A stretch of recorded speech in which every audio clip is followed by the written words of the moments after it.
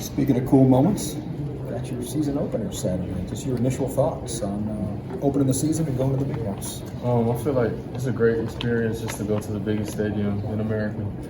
It's always you just hear about historic moments there at that stadium. But at the end of the day, it's just another football game once you step inside the white lines, and we've got a job to do. So we're trying to complete that mission. You've played at a few big stadiums before you came to ECU. Yes, ma'am. Which one was the most memorable to you so far? I think playing at Tennessee at Neyland. I remember they scored the first touchdown on us. I was like, I've never heard a crowd this loud before, just because the way, like, I guess it's set up. It's so steep where, like, the sound just echoes.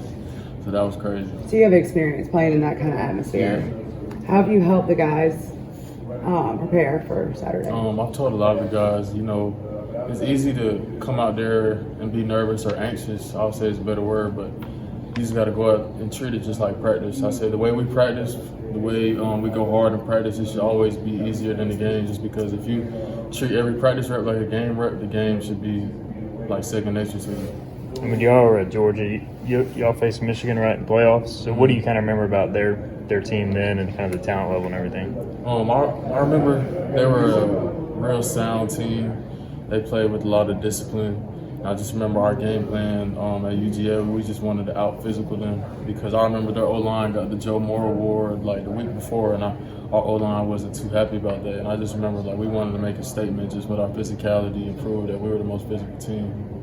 We talked to Isaiah Winstead last year, and he has some personal goals for himself. Do you have any personal goals this year coming into the 2023 campaign? I mean, of course I've got personal goals. I want to say just like over 1,000 yards. I want to be first team all conference, but at the end of the day, I'm not too worried about that. I want to win the conference as a team, because I know once you win the conference, everybody gets accolades and everybody they get recognition.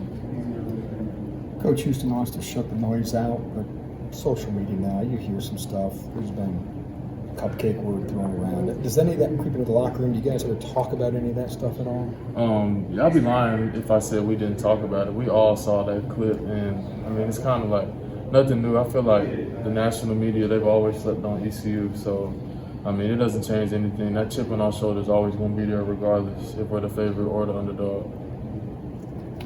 As a guy who came from Georgia, obviously a great program, but you come to ECU, you kind of see the talent here. Do you feel like teams like ECU definitely do get overlooked in that landscape, maybe don't get the recognition they deserve? Yeah, definitely. Coming here and just seeing we do a lot of the same stuff that we did at Georgia in practice.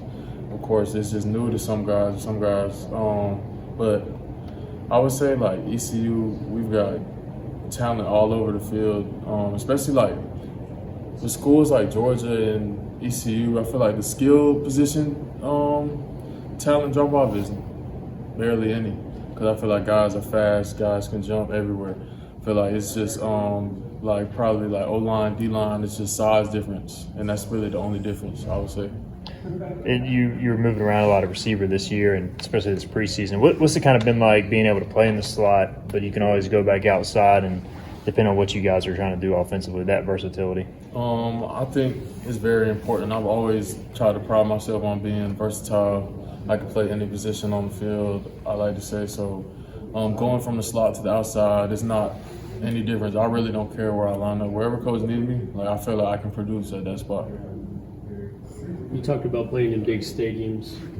How do you help the guys this week get ready for a top 2 opponent in the country? I mean, obviously, Georgia, you saw some of that, and how do you help the guys not get stuck?